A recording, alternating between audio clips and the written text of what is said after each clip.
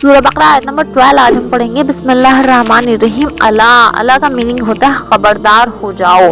इन्नहुम, इन्ना का मीनिंग होता है बेशक, हुम का मीनिंग होता है वह, तो इन्नहुम बेशक वह, हुम माने होता है वह, लेकिन यहाँ हुम की तकरार है तो इसका मीनिंग है कि यहाँ बात पुख्ता है और पक्की है, तो इस हुम का मीनिंग होगा वही।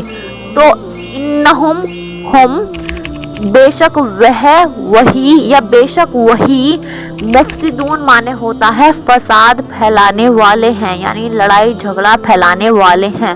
वलाकिन, वा माने होता है और, लाकिन का मीनिंग होता है लेकिन, वलाकिन और लेकिन, ला माने होता है नहीं, यशऊरून माने होता है वह शऊर रखते।